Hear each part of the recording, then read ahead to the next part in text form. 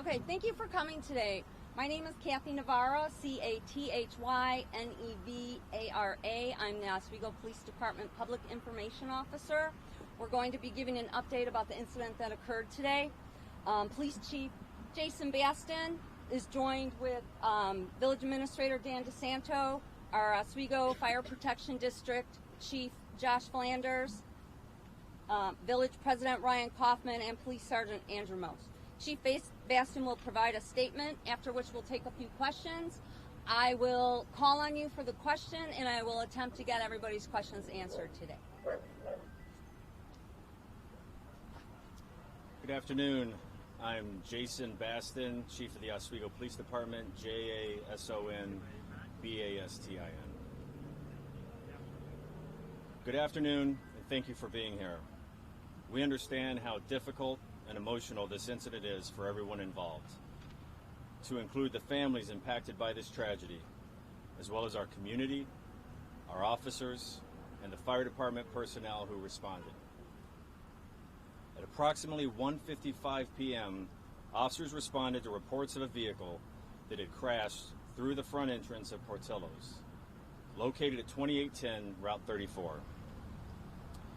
This incident has resulted in multiple injuries and, tragically, one fatality. We can now confirm that a 2-year-old child has died as a result of this crash. On behalf of the police and fire department, we extend our deepest condolences to the family during this devastating time. We ask that their privacy be respected as they grieve this unimaginable loss. In total, 14 people were injured. 8 individuals, including the driver of the vehicle, were transported to area hospitals. 6 others were treated at the scene and released. Our investigation is in its early stages, but preliminary information suggests that this was a tragic accident. However, we are thoroughly reviewing all available evidence, including witness statements and surveillance video, to determine exactly what occurred. There was a large presence of first responders at the scene as we investigated the incident. Support services are being made available, and we are coordinating closely with victim assistance resources. We will continue to share updates as more information becomes available. Thank you. We will now take a few questions. Can you tell us anything about the driver? I'm sorry. You go ahead, please. What can you tell us about the driver of the vehicle? The driver is 50 years old. She was the lone occupant of the vehicle, and she was transported to an area hospital. Kathy, Yes. was the child in the vehicle or in the restaurant? The child was a patron of the restaurant. Yes. How many of the victims were considered minors in this incident? I'm going to let Chief Flanders answer that question. Minors were just the one fatality. Can you tell us the age range of the victim? The youngest, the fatality was 2 to 50. Do we have any information about the cause of the accident? Did the driver, were they speaking to you?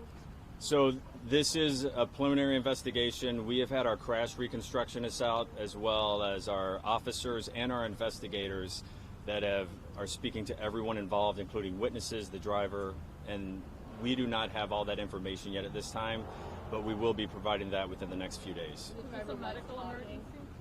I'm sorry. I'll let you follow up on your question, and then we'll get to you. Sorry, the driver was speaking. Yes, my understanding the driver was speaking after the crash occurred. Was that your question? If this was a medical emergency, the driver was conscious and aware. Once again, the driver was speaking. As far as it being a medical emergency, we don't have that information yet from the hospital. You mentioned this being a tragic accident.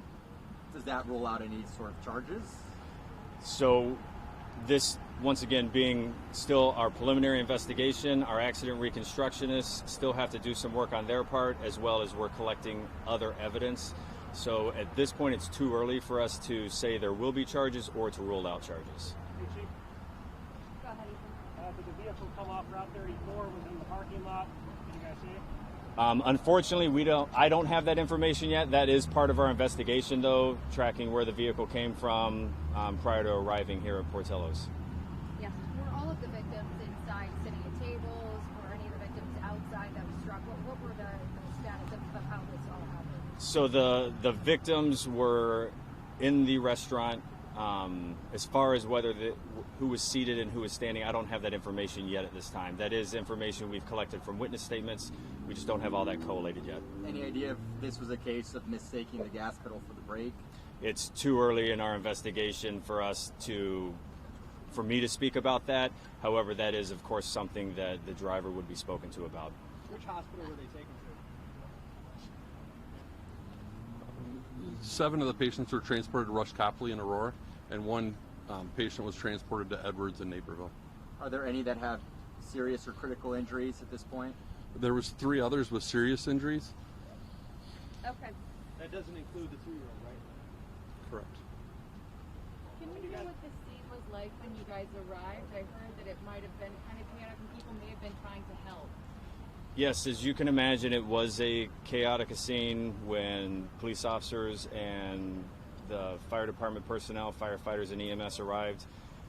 They arrived on scene very quickly and quickly began performing CPR and dealing with the injuries. But yes, it was chaotic. Okay, so I think that's going to be it right now. We will have a statement that we will put together. I'll be sending it out. We will also be putting out our statement on Facebook. Please follow our Facebook, and we'll have all that information, as much information as that we can provide as we finish up this investigation. Thank you for coming.